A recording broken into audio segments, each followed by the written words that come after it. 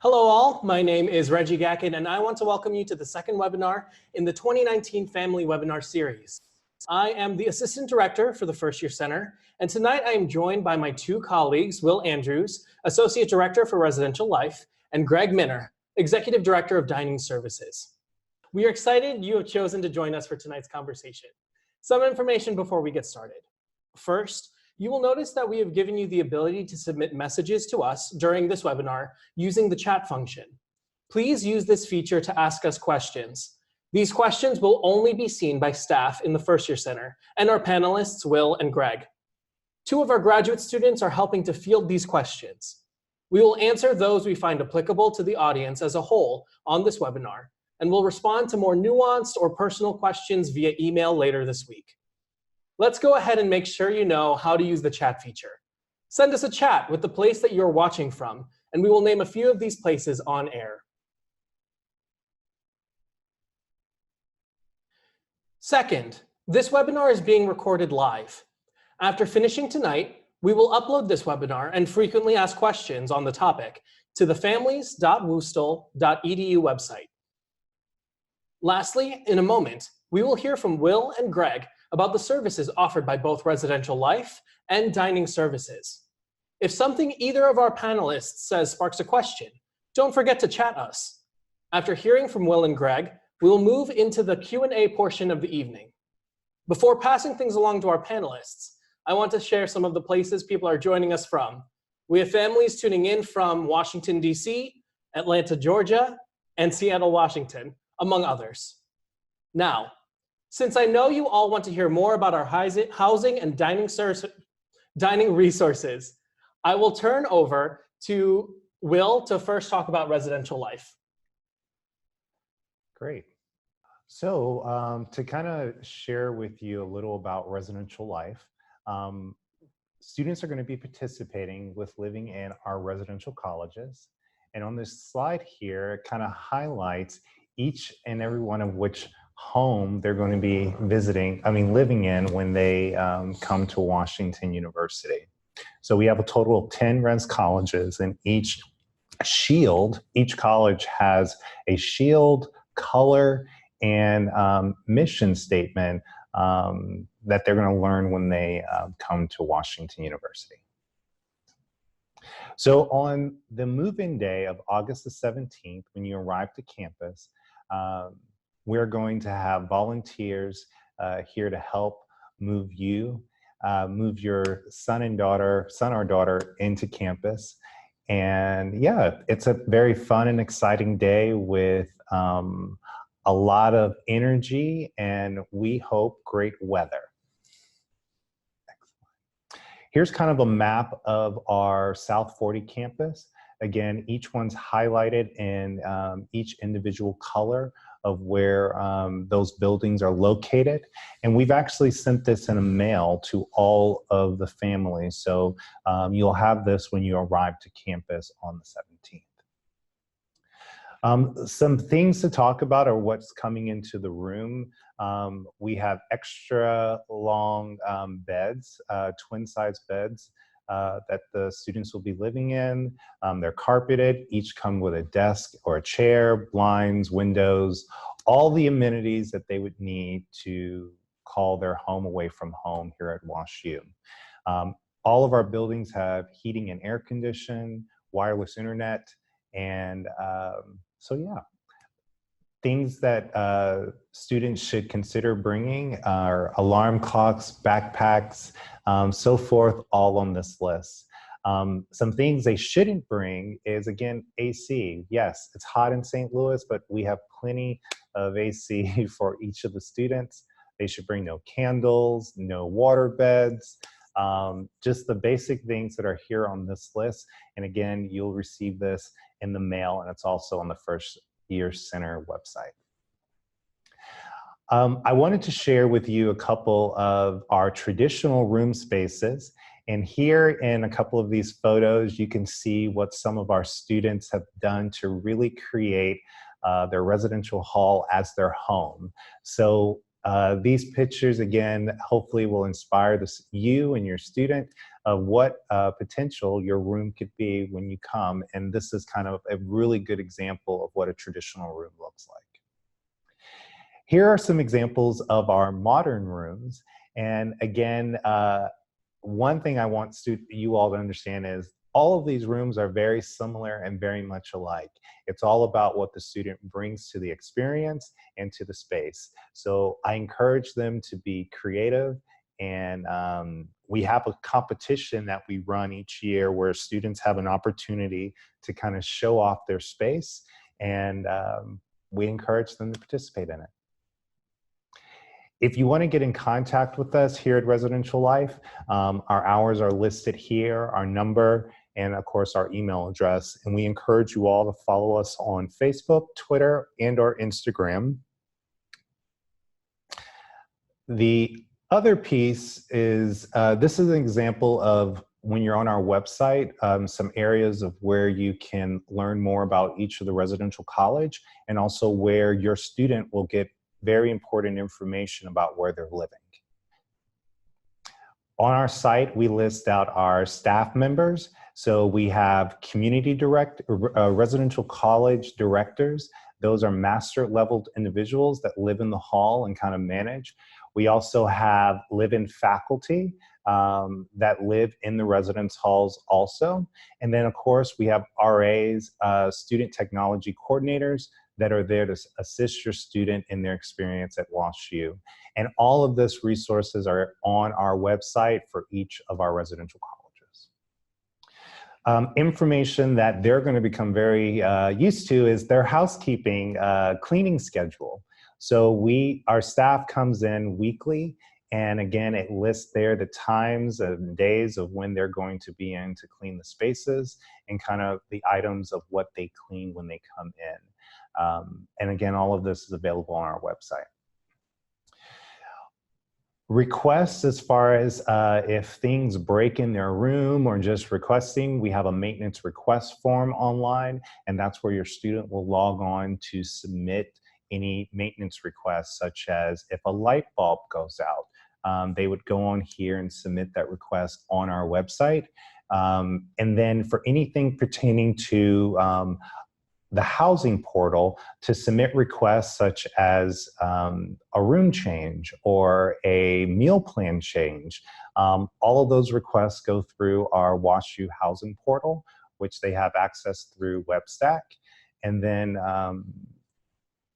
yeah, there we go. And then when they apply for housing next year, they will log back in on our WashU housing portal, submit their application through here. So these are two very important resources that we want you and your student to be familiar with. One is the website for our request forms, and the other is our portal. Thank you, Will, for sharing that insightful information. While hearing you speak, I was reminded of a question I have for you. What is the difference between a modern residence hall versus a traditional residence hall? Great. So very similar to how I showed in the pictures, many of our spaces, they all look alike. One of the biggest distinction between them is in some of our traditional halls, we have suites that have common living room areas where students can build their community within the suite that they share. And then in many of our modern halls, those are typically suites of 4 individuals, and they share a common bathroom, but they don't have common living areas. Great, thank you. I'm now going to invite Greg to speak with us about dining services. Thank you. It's a great opportunity to be here, and I just am so welcoming that we can talk to the class of 2023 tonight and talk to them about dining. So we're glad to be here. Dining services provides many opportunities for dining for students on campus, and one of the things that is so important about dining is that we are here to meet the students' needs, both nutritionally, but also to keep those needs and meet them as they go through their day, whether they're working across campus in a classroom environment, or they're looking for something that they want to have a group of friends and eat dinner at the Bear's Den or at the Duck. So we are here to do that. We have some wonderful chefs that provide authentic cuisine for students. One of the things that we do is we make sure that we have fresh opportunities for students to dine some of the freshest produce and different things that we get locally. And so we really strive. Just today I was talking with some of our chefs as they were working on some new recipes for the fall. They're introducing some new soups that I think are just going to be very tasty. A new pizza recipe that they're working on for folks. And so what we do is we try to listen to the students. Our chefs work with the students day in and day out to provide what we call authentic dining opportunities and make sure that we can meet them whether they're on the go or they're in a dining operation. Some of the things that someone might have questions about is the meal plans and what meal plan should I select. So our first year students are given the opportunity to have a platinum, gold, or silver plan. And those are a lot measured by the desires of what they eat. Maybe if they're an athlete and they're going to be around campus quite a bit, different operations around campus, or they have intramurals or club sports going on and they're looking for a lot of food, I should say maybe quite a bit of food to eat. And so they might be looking at the platinum plan. The gold plan is designed for an active lifestyle of a student, but maybe they're a little bit more choosier in what they choose to go to eat and different opportunities that they have in that. And then the silver plan, which is the most popular plan, and any freshman student coming in would be required to have the silver plan, but may look at that one as meeting their needs. And so when we designed that plan, we looked at what is the average eating of a student per day, and so that we can make sure that we can meet those needs throughout the semester. Another thing that's available to students is Bear Bucks. Parents, you can go on and load Bear Bucks for your students. These are opportunities, if you eat in any of the Washington University Dining Services operations, they are very similar used as your meal plan is, and those are tax-free. Bear Bucks is also available to load it so that your student doesn't have to carry any cash or a credit card or anything. It's all on their meal plan, or excuse me, it's all on their campus card ID. And so that's provided for them, and they can load those funds on there, or you can load those funds on there for your student.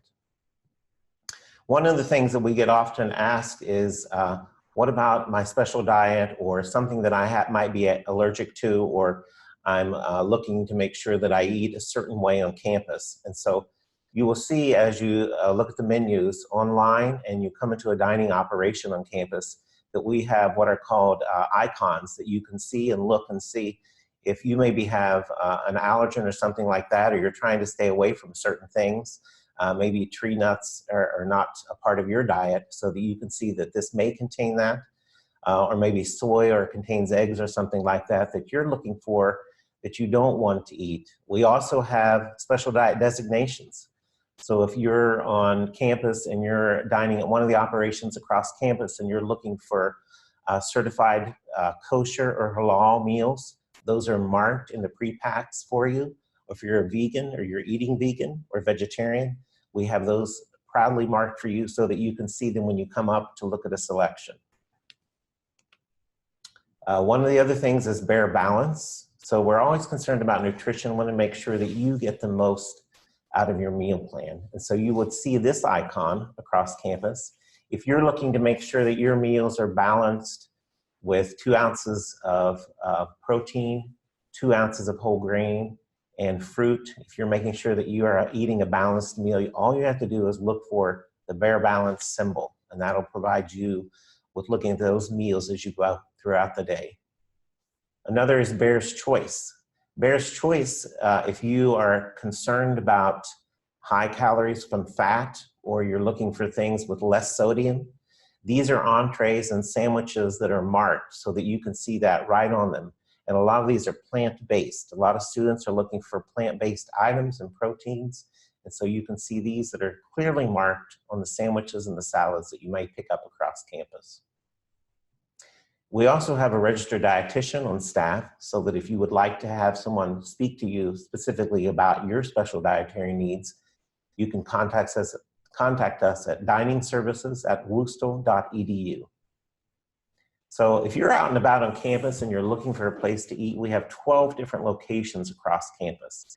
And some of those might be just that you're looking for a cup of coffee. Maybe you're at the Olin Library and you stop into Whispers and you want to get just a cup of coffee, or maybe you're at the Duck and you want to be able to enjoy some different dining operations and different things. So we have plenty of locations across campus, and of course, if you're in the South 40, the Bears Den and Pause and Go can provide you with some really great eating opportunities.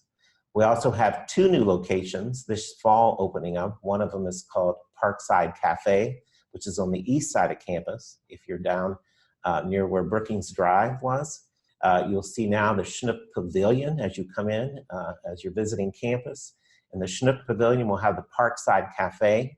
We also are opening up Edda's, a micro market, which is in the architectural school. And the architectural school is actually reopening Edda's. It was there previously, but now it's going to be a micro market that's open 24 hours a day for students to be able to enjoy. And then we'll also have, as I said earlier, Parkside Cafe, which is opening right in the center in front of Brookings in the Chinook Pavilion. A couple of things that are really great about dining is that we have 2 different apps on campus. Topingo is one that we just released this past spring semester that whispers. If you're at Whispers, you can actually do an order there at the kiosk, or you can actually do it on your phone. And we're also introducing that at our new cafe, which I mentioned earlier, in the Chinook Pavilion, the Parkside Cafe. And so we will be offering the Topingo ordering opportunity.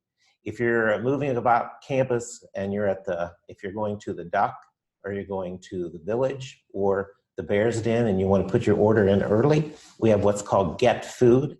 That can also be used if you want to eat allergen-free. You can put orders into that so that the chef knows that maybe you're looking for something without any gluten in it. He can specifically make that for you. Or if you have an allergic reaction to something like that with no nuts or something like that, you can actually go to Get Food and put in your order to receive it either at the Duck, at the Duck, at the Village, or at the Bears Den.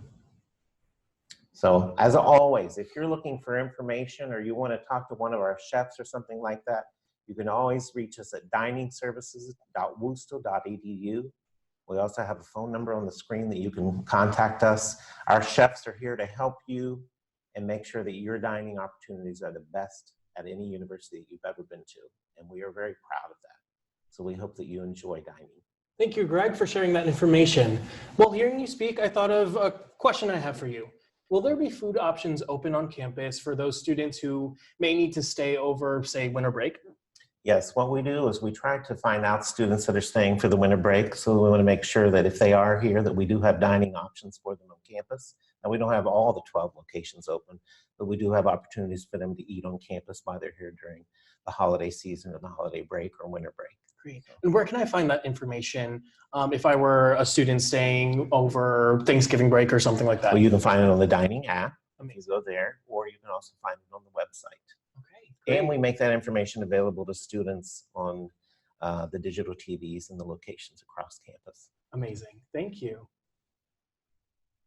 So we have some questions from our parent and family members joining us. Does my student need bed risers? How tall are the beds? So your student does not need bed risers. All of our beds in our residence halls adjust anywhere between 3 to 4 different heights. Many of the students like to raise their beds all the way up to the top so that they can push the dresser drawer that comes with the room underneath the bed, and typically like a plastic bin of some sort. So risers aren't necessary, but if the students want to have them, then they definitely can bring them. But I think with the different height adjustments on each of the beds, they'll find that reasonable. Well, a second question, do non-first year students room with only first year students? First year students only live with first year students. Yeah. And then can my students stay in their room during breaks, whether that's fall break, Thanksgiving, winter break, etc.? Yes, students can. We have a registration process of when students need to register over long extended break periods, and they'll receive email notification on how to register for those housings. So we do provide housing during winter break, Thanksgiving break, and spring break. So can you explain what gender inclusive housing is? Mm-hmm. Gender inclusive housing is an opportunity to support students that want to choose a living community based off of the gender of their choice. And we pair students up with individuals who choose to be a part of that exact same community. So it's inclusive of any gender of how any student identifies. Thank you. So you mentioned this a little bit in your presentation, but what does housekeeping actually do? Mm-hmm. So housekeeping goes into the students' rooms once a week, and they ensure that the bathroom area is clean. They don't go in and clean the room itself, but in spaces where there are common room areas, they'll sometimes go in and kind of just sweep, make sure the hallways and those areas are definitely clean. The students really do create a bond with the housekeeping services, so the students will know their housekeepers by name because it's always typically the same people entering in and out of their spaces. Thank you. You mentioned a little bit earlier about the different people that students will meet or people that they have as support systems in the residence halls. Can you talk a little bit more about the faculty fellows and the faculty associates? So our faculty fellows live in the residence halls with their families, in the halls with the students, and they're provided apartments where they entertain and host students over.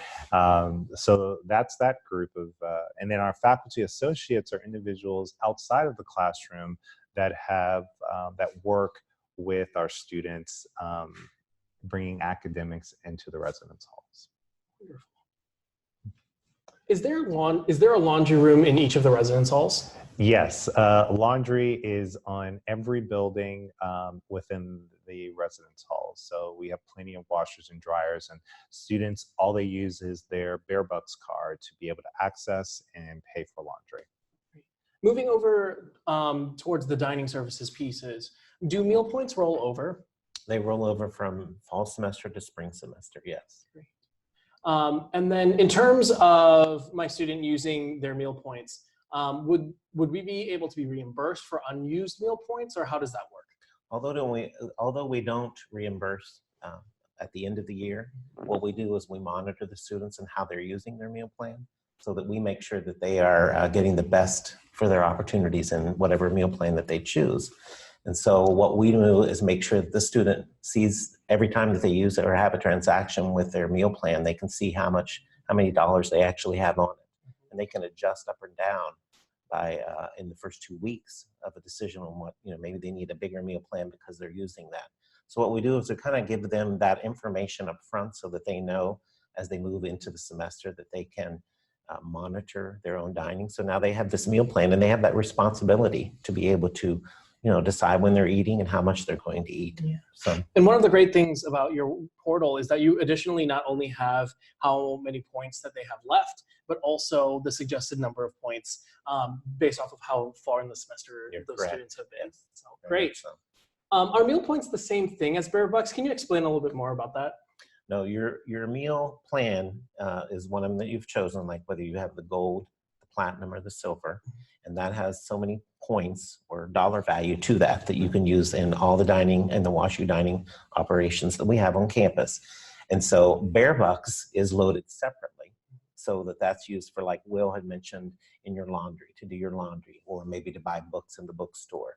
You can also use the BareBucks in the dining operation so that you don't, in case you don't have your card or you're thinking, well, you would have your card because it's on there. So that maybe doesn't make sense, but frankly, so that that if you don't want to use your dining points, or maybe you're taking a friend to lunch or something, you want to use BareBucks, you can do that in the dining operations. It kind of helps supplement that too. If you think you're using too many points and you want to load someone your BareBucks so that you have those to be able to use in the dining operations across campus. And BareBucks can be used at other locations.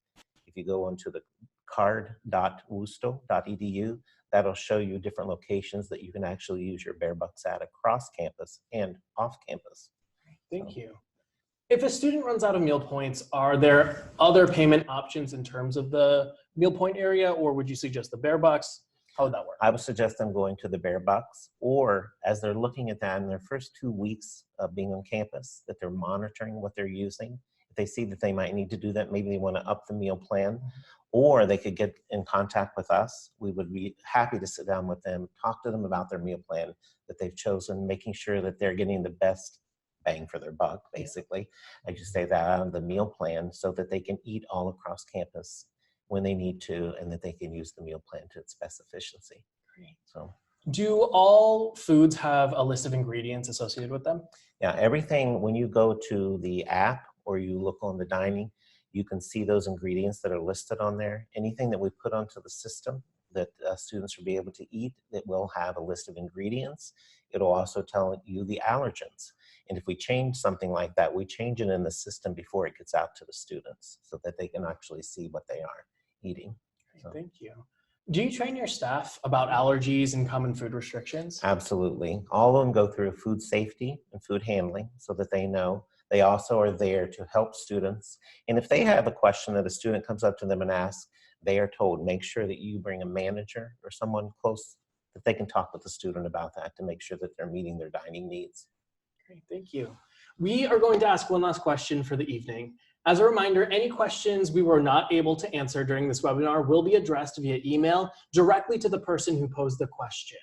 This question is addressed to both of our panelists, starting with Will. What action steps can families accomplish this summer to help their student be ready for the fall? I would encourage you to review our website. Also review the First Year Center's website regarding all move-in information, and just get excited and know that you might forget something, but there are opportunities to get that when you arrive. Thank you. So. Are there any action steps in terms of dining services that family members should accomplish this summer to help their student? I think it would be great for you to go on dining.woostel.edu, and if they go there and they check out, they can see the different dining operations across campus. They can look at menus that we are posting already. If they have questions, they can certainly contact us through dining.woostel.edu.